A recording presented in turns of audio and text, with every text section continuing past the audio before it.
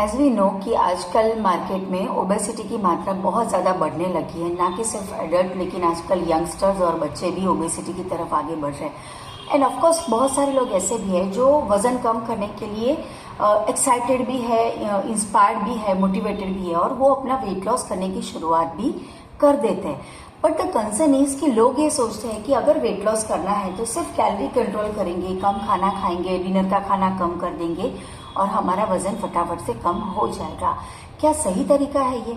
लेकिन अगर आप सोचने जाए, स्टडी ये कहता है कि अगर कोई भी पर्सन वेट लॉस करना चाहता है तो सिर्फ कम खाना खाने से वजन कम हो सकता है, लेकिन हेल्थी वेट लॉस नहीं हो सकता। क्यों नहीं हो सकता? वेट लॉस करने की प्रोसेस के दौरान हमारे शरीर को सिर्फ कम कैलोरी नहीं, पर उसके साथ साथ हम जो भी कुछ खाना खाते हैं उसमें से हमारे शरीर को क्या न्यूट्रिशन मिलता है ये भी बहुत ही मैटर करता है। क्यों?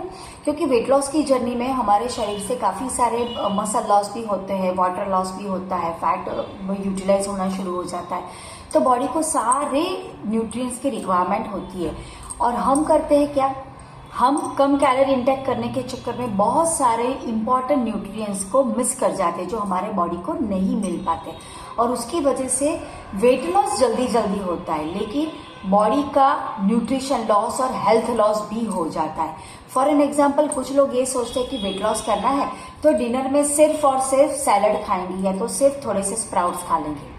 अभी आप सोचिए कि अगर आपने सिर्फ सैलड खाया तो आपके बॉडी को सिर्फ फाइबर मिलेगा, तो प्रोटीन नहीं मिला, कार्बोहाइड्रेट्स नहीं मिले, विटामिन्स नहीं मिले, मिनरल्स नहीं मिला, हेल्दी फैट भी नहीं मिला।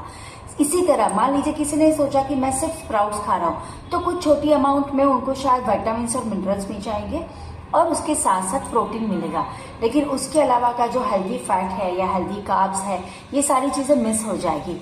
तो ये चीज़ बहुत ध्यान में रखना ज़रूरी है कि अगर आप वेट लॉस करना चाहते हैं तो उस वेट लॉस के दौरान आपको कैलोरी कंट्रोल पे भी ध्यान देना है, आपको न्यूट्रिशन की इम्पोर्टेंस पे भी ध्यान देना है। क्यों?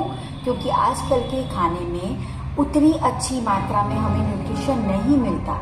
हम ये सोच के चलते हैं कि हमने फ्रूट खा लिए तो हमें विटामिन्स मिल गए, हमने स्प्राउट्स खा लिए या तो बॉईल किए हुए कठोल खा लिए तो हमें उसमें से प्रोटीन मिल गया, या तो आपने रोटी पराठा या चावल खा लिया तो आपको उसमें से सही मात्रा में कार्बोहाइड्रेट मिल गया, लेकिन एक्चुअली वो सही नहीं है। तो इसीलिए ये हमें ध्यान में रखना है कि हम कौन से टाइम पे क्या खाते हैं, कितना खाते हैं और वो सच में क्या हमें हेल्दी वेट लॉस के लिए हेल्प करता है या नहीं करता। अगर आप चाहें तो एक प्रॉपर अपना वो बोलते हैं ना गाइडेंस के लिए आप अपना पर्सनल वेलनेस कोच जिनको आप कांटेक्ट कर सकते हैं, जिनके साथ आप बात कर सकते हैं, जो आपके लाइफस्टाइल के अकॉर्डिंग आपको गाइड करेगा कि आपकी बॉडी की रिक्वायरमेंट क्या है, किस तरह से कैलोरी को ध्यान में रखते हुए आपके बॉडी की न्यूट्रिशन रिक्वायरमेंट को भी बैलेंस किया जाए। और अगर आपने कैलोरी और न्यूट्रिशन ये दोनों चीज़ों को बैलेंस कर लिया तो डेफिनेटली आपको वेट लॉस तो मिलेगा, लेकिन उससे भी बेहतर आपको फैट लॉस मिलेगा, मसल गेन मिलेगा, एनर्जी में भी इम्प्रूवमेंट मिलेगा और वो जो आपका वेट लॉस है वो 100% हेल्दी वेट लॉस होगा।